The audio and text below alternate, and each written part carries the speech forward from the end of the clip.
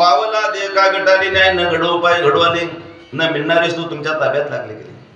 भागवतकार वर्णन करता दुर्लभ मनुष्य देहो ते नामशन भंगुरा तत्रापि दुर्लभ म्हणजे वैकुंठ प्रदर्शनम. पण त्याहीपेक्षा सत्संग तेथे महत्वाचे.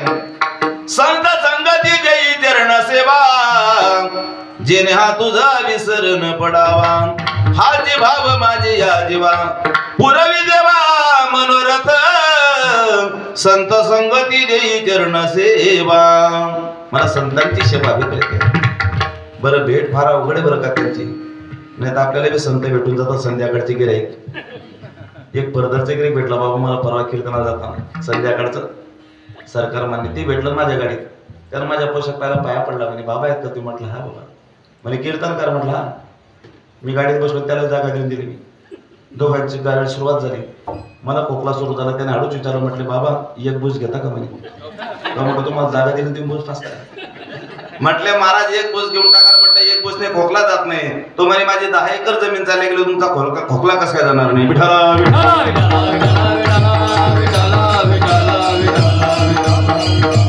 बवावगड आहे संत भेटे परिजागा जटी करुणा गेली ऐसे वर मे मज दावी नारायणा. नारायणा त्यांचं वर्म मला दाखव. कारण कर्मात्म्याच्या कृपेच्या संतांचे भेट शक्य. तुलसीदास स्वामी वर्णन करतात. कहे बिबी सनाजे हनुमंता राम कृपा बिन मिलिन हे संता. ज्या ते आपल्याला संतांची भेट होते त्या ते आपल्याला ते परमात्म्याची निश्चित कृपा असणं गरजेचं आहे. मग परमात्म्याच्या कृपेच्या संतांची भेट अशक्य आहे. तर महाराज म्हणतात त्यांची भेट मला अपेक्षित आहे. जीवनात सर्व काही साध्य करता येईल. चंद्रामृता सुखे सेववेल हस्ता धाता रवे धरवेल बाया हेडा सागर तरवेल परिता साधूची भेटे न होईल गा ऐसे कैसी याने भेट देते साधू. महाराज म्हणतात कोणत्या मार्गाने भेटेल मला. आणि प्रत्येक माणसाला साधूच्या संगतीची गरज आहे. जसं विश्वमौली ज्ञानोबारे सांगतायत सूर्य प्रगट होण्याच्या अगोदर त्याचा प्रकाश बाहेर पडतो. तसं पहिल्यांदा महात्म्याचं ज्ञान आणि नंतर महात्मा विश्वमौली ज्ञानोबारे सांगतात. मोटके देहा कृत्यो मटे निज ज्ञानाची पहाट फुटे सूर्या पुढे उमटे प्रकाश जैसा तैसे दशेचे वाट न पाहता वैसेचे गावा न येता बाळपणीच सर्वज्ञता वरी तया ते. संत महात्मे परिपूर्ण आहेत. पण आमच्या वारकरी संप्रदायाची मात्र उणीव भासते आज थोडीशी. कारण युट्यूबच्या माध्यमातून खूप प्रगती झाली आता परमार्थाची. बरं परमार्थ इतका आघाडीवर चालला गेला. कारण ज्याचे जास्त नखरे त्याचाच विक्रमी सध्या. विठ्ठला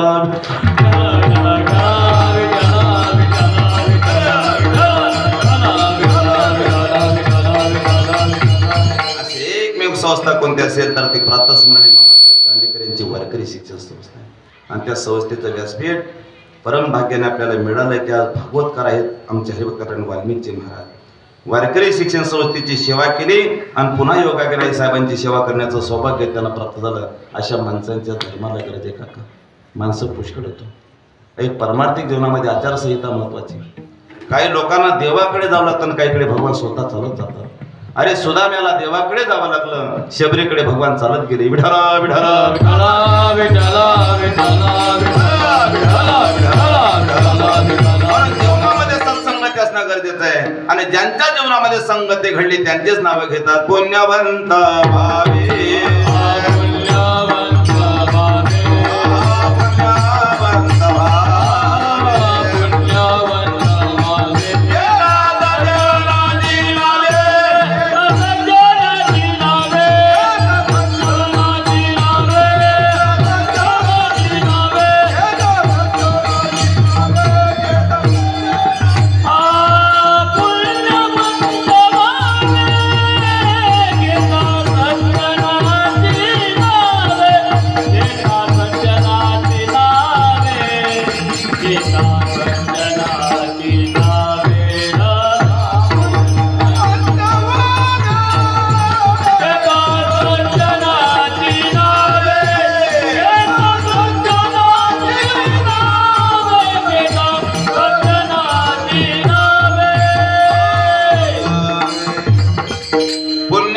भावे घेता सज्जनाची नावे.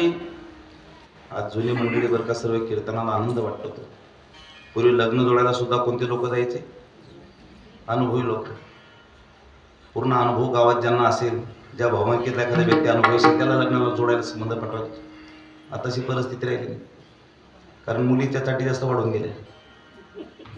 आपण संबंध जोडायला जातो तेवढ्याला ती सांगते माझ्या 5 अटी त्या मान्य असतील तर लग्न लागेल. सांगा पहिली अट कोणती तुमची? म्हणे मी तुमच्याबरोबर लग्न करते पण तुमचे आईवडील माझ्यात नसावी, पहिली अट. म्हणे दुसरी अट कोणती? म्हणे तुमचा शहरी भागात बंगला असावा. म्हणे तिसरी अट तुमच्याकडे बँक बॅलन्स पाहिजे. चौथी अट 4 चाकी पाहिजे. 5वी अट तुमच्याकडे शेती पाहिजे, पण मी शेतात जाणार नाही. मग तू काय खाणार? विठाला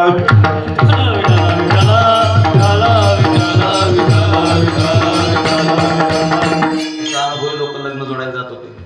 एका ठिकाणी अनुभवी लोक जाण्यापूर्वी बरं लग्नाला कोणी कोणाकडे जाते वाल्मिक बाबा? कारण ज्याचे रात्री खोके त्याच्या सकाळी ओके. नवरीच्या आजोबाने सांगितलं सर्व तरुण लोकांना लग्नाला, म्हाताऱ्या माणसाला लग्नाला घेऊन येऊ नका. सर्व तरुण लोकांची आयसर भरली. 80 वर्षाच्या बाबाने सांगितलं मलाही लग्नाला यायचं. म्हणे बाबा तुम्ही लग्नाला येऊ नका. बाबा म्हणे मी लग्नाला येणार म्हणजे येणार तुमच्याबरोबर. बाबा त्या गाडीत बसून गेला.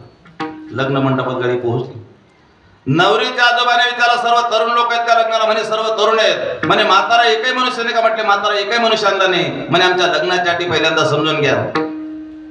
म्हणे काय अट आहेत तुमच्या लग्नाच्या? म्हणे तुम्ही नवरीला घेऊन जाणार आहेत का? म्हटले नेणार. जे लग्नाचा अंधन तेही बरोबर नेणार का? मुलाने सांगितलं लग्नाचा अंधन मी बरोबर नेणार. तिसरी अट बाबाने सांगितली 4 एकर जमीन तीही तुम्ही बरोबर नेणार का? हे म्हणे नवरी घेऊन जाणं बरोबर आहे, अंधन नेणं बरोबर आहे, पण 4 एकर जमीन आपण कसं काय नेणार? 4 एकर जर जमीन तुम्ही बरोबर नेणार असाल तर लग्न लागेल, रद्द होण्याची शक्यता आहे. सर्व वऱ्हाड तिकून वापस आलं. 80 वर्षाच्या गाडीतून बाबाने विचारलं काय झालं का जेवण? म्हणे जेवण झालं, लग्न बी लागलं नाही. चला मी येतो मंडपात. अनुभव 80 वर्षाचा म्हातारा मंडपात पोहोचला. बाबाने सांगितलं सांगा तुमच्या अटी कोणत्या आहेत? म्हणे तुम्ही नवरीला घेऊन जाणार का? म्हटले नेणार. जे लग्नाचं अंधन तेही बरोबर नेणार का? म्हटले लग्नाचं अंधन आहे मी बरोबर नेणार. नवरीच्या आजोबाने सांगितलं 4 एकर जमीन तीही तुम्ही बरोबर नेणार का? एकूण 80 वर्षाच्या बाबाने सांगितलं 4 एकर जमीन आहे मी बरोबर नेणार. म्हणे 4 एकर जमीन तुम्ही कशी बरोबर नेणार? तुमची जमीन या लग्न मंडपामध्ये घेऊन या, आम्ही जमिनीला गाडीत घेऊन जातो. तो म्हणे पहिले नवरीला घेऊन जा.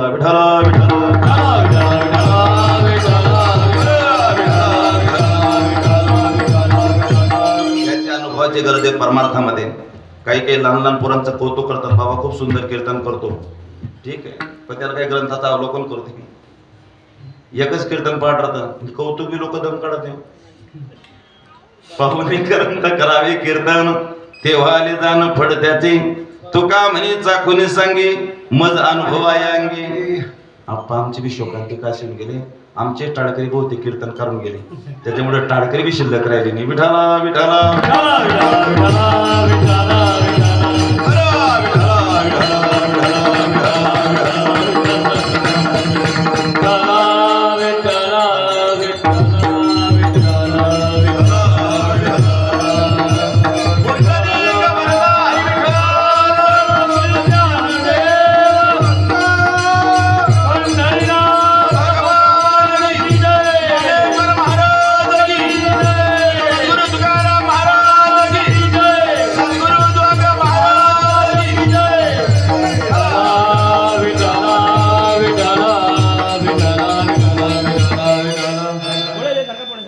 सड़का थोड़ा थोड़ा पुढे सरका.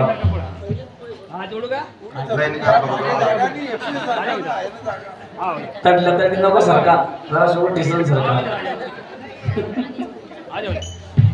सरका मागे थोडा पुढे आगे. टिकपे नका पुढे उठिसन या.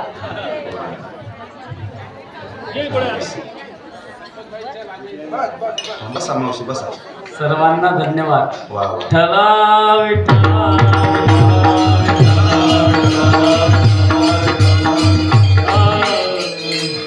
याला म्हणतात चोपदार बाबा, त्याने माफी मागितली वा, आणि ते वातावरणात तल्लीन होऊन जातं.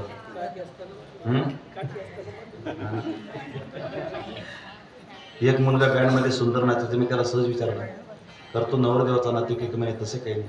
बरं नवरीच आहे का? म्हणे तसे काही नाही. बरं तुला काही लग्न पत्रिका होती? म्हटलं तसे काही नाही. मग तो या बँडमध्ये एवढा बेवसून का नसतोय? तो म्हणे बाजार करायला तो बँड चांगला, तो म्हणून गेलो नाचायला. विठ्ठला विठ्ठला विठ्ठला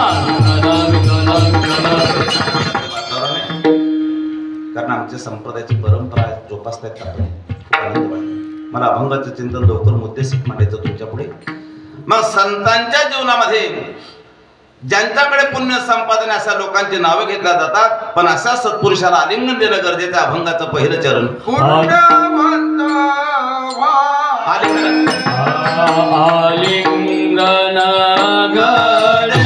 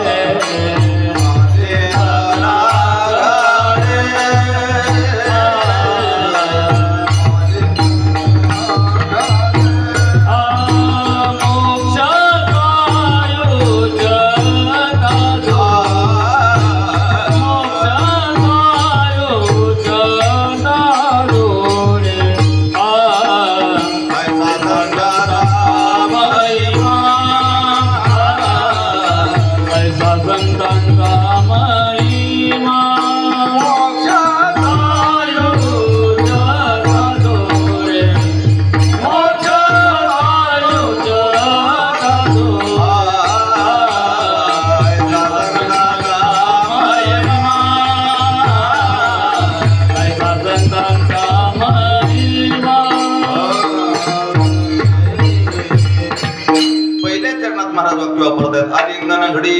ऐका, 3 प्रकारचं आलिंगन आहे. पहिलं आलिंगन आहे यमाचं, दुसरे आलिंगन आहे कामाचं आणि तिसरं आलिंगन आहे प्रेमाचं. यमाचं आलिंगन सर्वांना इतिहास माहिती. राजे छत्रपती शिवरायांनी अफजल खानाला फाडलं, जे आलिंगन होतं ते यमाचं होतं. ज्ञानोबाऱ्यांची भाषा आहे. पतंगादी पालिंगन त्यासी नभे अचूक मरण तेवी विषयाचरण आत्मघाता, हे आलिंगन आहे. चला महाभारताकडे चला.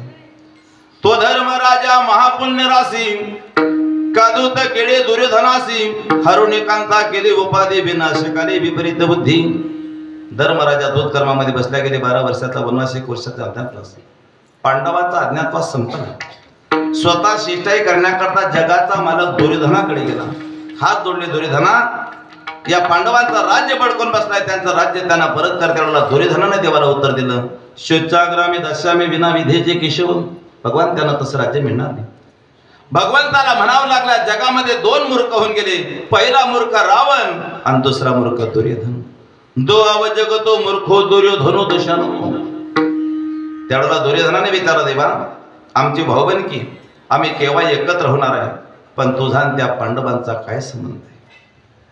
आज रक्ताचं नातं बाजूला चाललंय. आपण प्रत्येकाचं रक्ताचं नातं तुटून चाललंय. इंचभर बांधा करता. स्वतःचा भाऊ स्वतःच्या भावाच्या मानेमध्ये कुऱ्हाड टाकतो. एक जेलमध्ये जातो, एक वैकुंठाला जातो, बांध जागेवरती राहतो. कदाचित तुम्ही आजारी पडलात, 50 रुपयाचे नारळ 100 रुपयाचे सफरचंद घेऊन पाहण्यापुरता तुम्हाला पूर्ण गाव दवाखान्यामध्ये. गावातला एकही व्यक्ती मात्र थांबू शकणार नाही. पण 500 रुपयाचे नोट खिशामध्ये टाकून कोणा नसेल तर त्याचं नाव भाऊ, भावा करता भाऊ 500 रुपयाचे नोट खिशामध्ये आणू शकतो. गावामध्ये पंगत द्यायचं ठरवलं. एकाने सांगितलं, बाईने सर्व गावाला जेवायला सांगा, पण तुमच्या भावाला पंक्तीला सांगू नका. तुमचा भाऊ जरी अडवला पंक्तीला तसेच तर आपली पंगत रद्द करा, कॅन्सल करा. त्याने सांगितलं की माझा भाऊ माझ्या पंक्तीला येणार नाही, पण आपल्याला गावामध्ये पंगत द्यायची. पूर्ण गाव जेवणात हजर आहे. स्वतःच्या भावाने आपला दरवाजा बंद केला, आपल्या परिवाराला आतमध्ये घेतलं. एकांतामध्ये सर्व परिवार माझ्या भावाच्या गावात पंगत आहे, माझ्या भावाच्या पंक्तीमध्ये विघ्न होता कामा नये. पूर्ण गाव जेवण करून निघून जाते. स्वतःचा भाऊ स्वतःच्या भावाकरता जेवत नाही. भांडे वगैरे स्वच्छ केलं. रात्रीच्या 12 वाजता दरवाजाच्या बाहेर पडला. आवाज दिला त्याने, बंधू मला सर्पदंश झाला. भावाच्या कानावर ते शब्द पडले, माझा भाऊ संकटात सापडलाय, आज त्याला सर्पदंश झालाय. पडत पडत दरवाजाच्या बाहेर जाणार तेवढं विचारलं त्याने, बंधू तुला कुठे सर्पदंश झाला? भावाने सांगितलं, मला सर्पदंश वगैरे झाला नाही, पण सकाळपासून तोही उपाशी मी उपाशी, आपण जेवण करतो दोघं मिळून. म्हणून शेवटच्या श्वासापर्यंत रक्ताचं नातं तुटलं ना. रावणाचा पराजय त्याच दिवशी निश्चित झाला ज्या दिवशी बिभीषण रामप्रभूच्या शिबिरामध्ये दाखल झाला आणि रावणाच्या पराजयाला सुरुवात झाली. सुग्रीवाची आणि प्रभू रामचंद्राची ज्या दिवशी मैत्री जोडल्या गेली त्या दिवशी वायूचं मरण निश्चित ठरल्या गेलं. विठ्ठल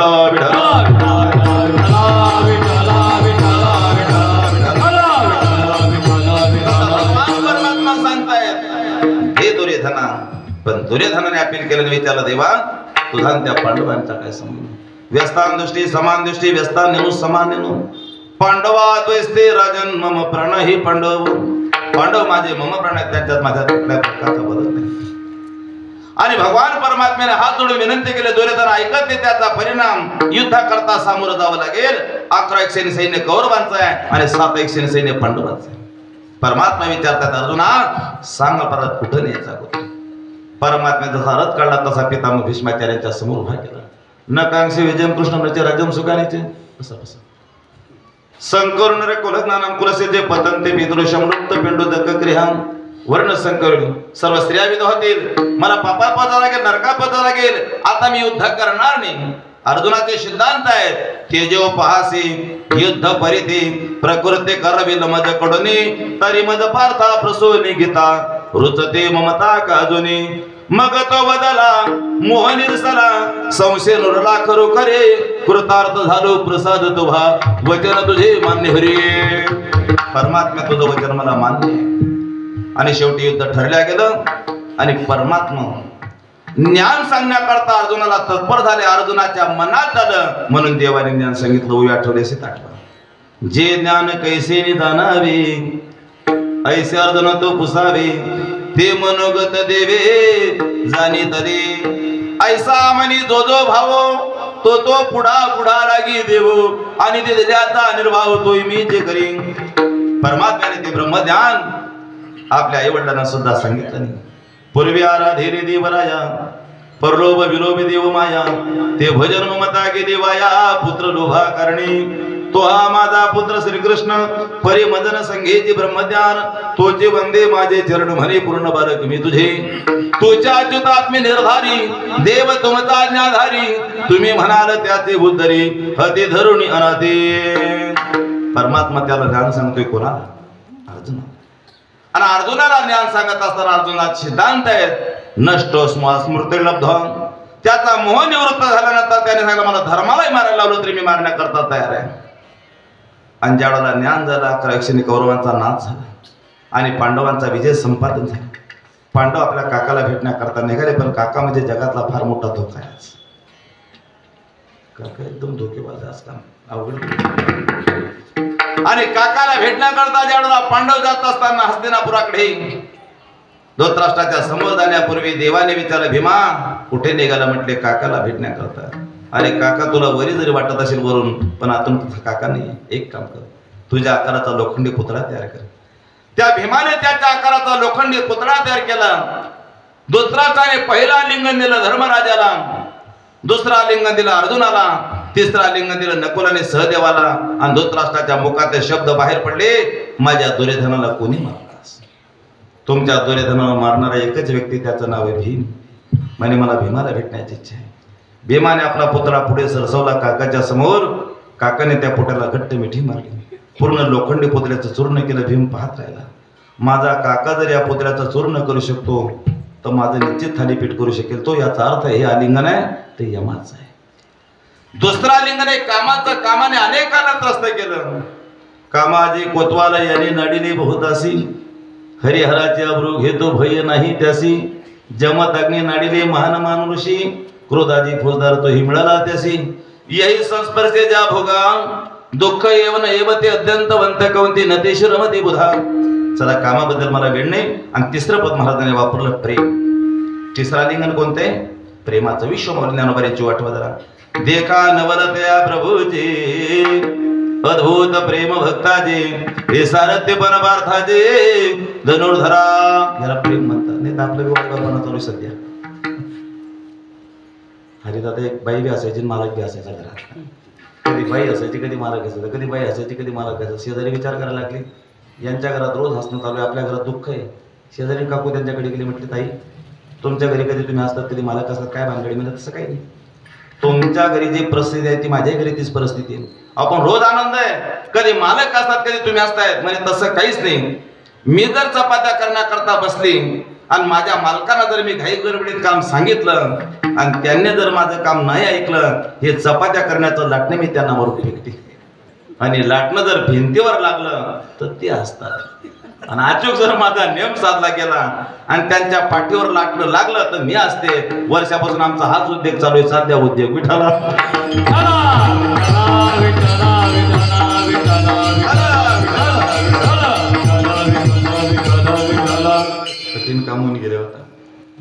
कठीण म्हणजे इतकं कठीण, यांच्या भागात कठीण होतं इकडे.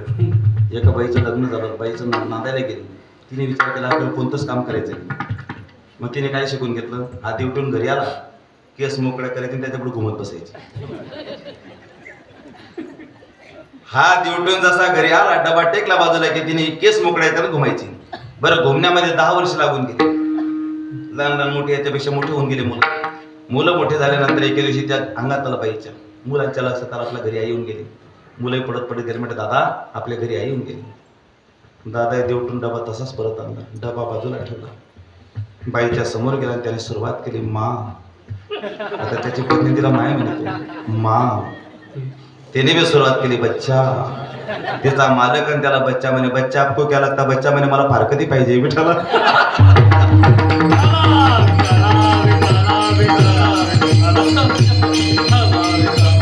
माझ्या विठोबाचा कैसा प्रेम भाव, आपणाची देवा होय गुरु, आपणाची देवा होय गुरु. माझ्या विठोबाचा कैसा प्रेम भाव, आपणाची देवा होय गुरु, आपणाची देवा होय गुरु. माझ्या विठोबाचा कैसा प्रेम भाव, माझ्या विठोबाचा कैसा प्रेम भाव, माझ्या विठोबाचा कैसा प्रेम भाव, माझ्या विठोबाचा कैसा प्रेम भाव, माझ्या विठोबाचा कैसा प्रेम भाव, आपणाची देवा होय गुरु, आपणाची देवा होय गुरु. माझ्या विठोबाचा कैसा प्रेम भाव, आपणाची देवा, आपणाची देवा होय.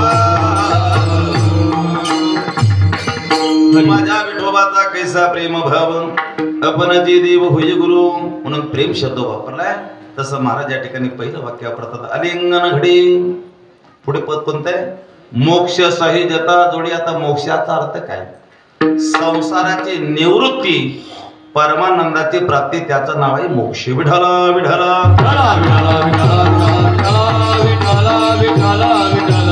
ऐका, त्याच्यामध्ये 4 मुक्ती आहे, सर्वकथा, समीपता, सहिजता आणि स्वरूपता. तो का म्हणे, मुक्ती भरणीली देवरी, आता दिवस जारी खेडे मेडे. अंतिम टोक आहे भक्तीचं. उद्धवाचा आणि परमात्म्याचा संवाद आहे. चौ पुरुषार्थाती देगीती, 4 मुक्ती उपेक्षिती, पंचम पुरुषार्थाची भक्ती मध पडेन ते उद्धवा. उद्धवाचा आणि परमात्म्याचा संवाद आहे. तसं महाराज म्हणतात भक्तीचं अंतिम टोक आहे. अरे काही लोकांना, ज्ञानी लोकांना देवाकडे जावं लागतं, पण देव ज्यांच्याकडे जातात ते भक्त राहतात. विठाला विठाला.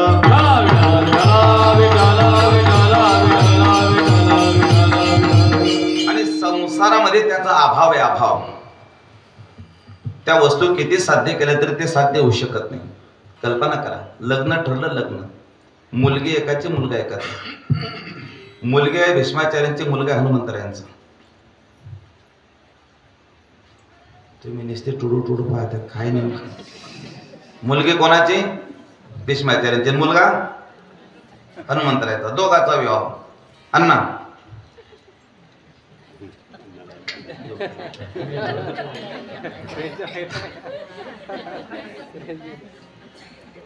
त्या लग्नाकरता जो मंडप लावला, तो मंडप होता आकाशाचा. हा कापडी मंडप नव्हता, आकाशाचा मंडप. चोपदार बाबा, त्या मंडपाला जे जे खांब लावले गेले ते लोखंडी पाईप नव्हते, बांबून होते. सशाच्या शिंगाची कामं होती. आणि पक्वानं जे जे तयार केले, संपूर्ण पक्वानं काशवीच्या तोपात होते. गुलाबजाम, लाडू असे सर्व पक्वानं काशवीच्या तोपात होते. आणि पाण्याची योजना होती, ते मुर्ग जळाचं पाणी पिण्यासाठी होतं. आणि जेवढे लोक पंक्तीला आले होते तेवढ्यांना तोंडण होती, आणि वाढणाऱ्यांना फक्त हात नव्हती. विठाला विठाला.